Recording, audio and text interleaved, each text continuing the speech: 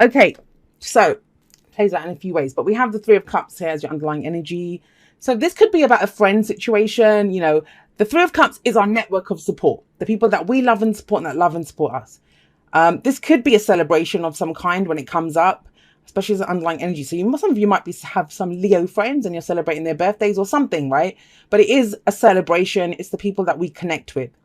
Now, I'm just going to say this very clearly, and this might just be for one person, the message that's coming up. It's almost as if you know someone as a friend and you kind of thought they were a bit immature, and they're not, because you thought they were the Page of Pentacles, turned out to be the King of Pentacles. Now you're confused about how you feel about them, but clarity is coming in. A change of perspective is coming in. So I don't know who that is for, but that kind of just leapt out. If I see it, I say it. But I'm going to explain the energies to you, but that's one specific way the energies can play out that came out. So we have this energy, right? So you might be connecting with a group of people. With the Three of Cups, even when you're in a relationship, sometimes it can be that, something calls to you emotionally. It's the third factor, but it's cups. So it's emotional. Some people call it emotional cheating. I don't see that. We're just kind of called in a different direction. Doesn't mean you're leaving your partner. Doesn't mean you're cheating on your partner. It's that element of there's more than two, right? When the three show up. So it could be that something else is calling to your heart. Like, you want something more. Something that's more emotionally fulfilling. That's the whole point of this. And I think that's the point of this week. There will be support for you. That's the whole point of the Three of Cups. There is support there in whatever it is that you're trying to do. Maybe you're hanging out with your friends more, but we have the King of Pentacles here. Now, for some of you, maybe it's that you've been working so hard and that's the emotional thing that's calling to you, is to go hang out with your friends more, just to do something frivolous, less serious. But the King of Pentacles at the heart of this reading, Earth energies, Taurus, Virgo, Capricorn energy. It could be someone that you're focused on, someone who's come into your life, or it's you, right? Which means you're very focused on work. You're very focused on your money, getting some kind of stability or security in your situation. But look at that push-pull. And it's almost as if he's turning away, or, he's kind of looking away and saying, we don't have time for this. We don't have time to play and have fun with our friends. We have to go work, build the house, do all that kind of stuff. So these can be two uncomfortable energies together, right? But I don't know. I'm still getting this aspect of that the King of Pentacles is someone else. This could be someone in your life. You're the one that's trying to have some fun and connect with your friends, and they're like, nope, that's not serious enough. And you're trying to get them to come in as well. Could be a friend, a lover, family member, whatever. We have the Page of Pentacles in the past. Now, the Page of Pentacles, pages are like aces for me. They're the beginnings. And this is something, because the king is there's either an age difference here between two people, or it's someone that you thought, was the Page of Pentacles. It could be you. You started off something small. This is the student card, learning something, looking at the details, doing that, repetitive kind of work. But you've kind of made it all the way up to being a boss. So that's what you want. You've done this. Now you want to be the King of Pentacles. You're done with being the Page of Pentacles. But if that's the case, if this is a work reading, this is what I mean. The energies can play out in so many different ways. If that's you want to go from being that page, that apprentice energy, to the king, the boss, right? The owner of the company or whatever. Networking is your answer. Honestly, the Three of Cups when it comes to work readings is drinks after work, going out for lunches. It's the people that we network with and connect with.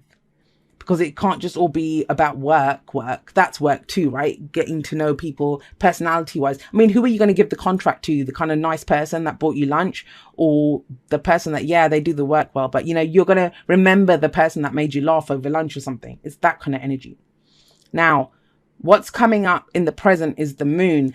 And the moon is about confusion, basically. You don't know what to trust. You don't know what to see. And especially if you're dealing with someone and you thought they were the Page of Pentacles, you're like, hang on a second, they look pretty kingly to me. Like, this person's coming across as the King of Pentacles now. It might be that you're seeing someone with different eyes. Or, the other thing with the moon is, it is secrets. So you might be keeping a secret, or you suspect someone's keeping a secret from you. What I love about the moon card is it is a card of illumination. Yes, it's a card of illumination, but what does it illuminate? It's not about what is shown to you. It's about what is not shown to you. What's in the shadows here. So this asks you to look at your fears and doubts. What are those fears and doubts around? You fitting in, that you have no support in what you're trying to do. Maybe you're trying to build something, right? Get some practical security and stability, but you feel like there's no one supporting you. That's what this week is about for some of you. And that's why the moon card comes up here to say, you know, who's in your corner? Who's in your corner, Aries? I do feel that with the moon coming up here, it does ask you to trust your intuition. Like, you will know, especially if you are the king. Kings know they've reached mastery of their suit. Whatever it is that you figure out in the present, and the only way you figure it out is if you were looking down a street and, you know, there's shadows, your fears are going to tell you that, you know, there's a wild dog in the shadows, or there's someone waiting to mug me, or, you know, there's a ditch there or something. The only way you'll know is if you walk over to the shadow and have a look at it. So it is about acknowledging and looking at your fears and doubts. And if you can do that, remember, the future never just happens. It's always a progression from this energy. And your fears and doubts are to do with who you fit in with, the group that you're with. Do you have love and support? That's what these fears and doubts are to do with. Once you kind of deal with this, or look at them, acknowledge them at least, as you go forward with the Hanged Man coming up, very spiritual energy, beautiful energy, this talks about a change in your perspective. You see things from a different angle. Some new knowledge comes in for you.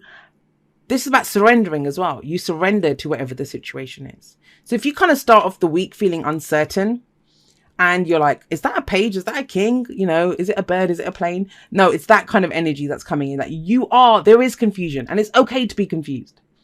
But it's going to be to do with the people that you connect with at a heart level, with this card coming up as an underlying energy. And, you know, with the Hanged Man, it can be a sacrifice. So you might give up something. Think about it. He sacrificed whatever life he was leading. He sacrificed his clothes. Bloody hell, look at him in this. To hang upside down from this. This is like those yogis that go off and, you know, or going on a spirit walk or something, of trying to to gain some kind of knowledge about something. It's releasing aspects of the ego as well with the Hanged Man. He's releasing, he's letting go. He shed his clothes. You know, he shed that persona, the facade that he wears, whatever he was hiding. With the moon card, that's all gone. Everything's revealed there. Look at him. He looks very happy and proud of who he is hanging there. But it is a change in your perspective. Now, what's the advice? How do you get to this? We have the 8 of Wands coming up. Communication. So here we go from not saying anything, dealing with our own fears and doubts, trying to understand what a situation is.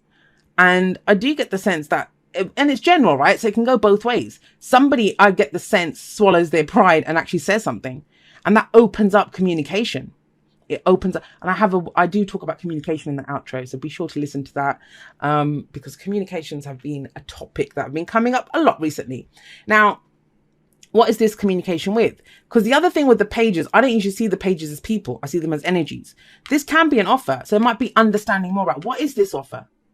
You know, is the person the King of Pentacles who's offering it to you? Because if he offers you something, take it. I love the King of Pentacles. He's solid. He's traditional. He knows. He knows what he does. He's very business savvy. And with the 8 of Wands, they're always information, right? So you can trust what is said to you. It's very clearly stated to you. The Page of Pentacles is also about looking at the details.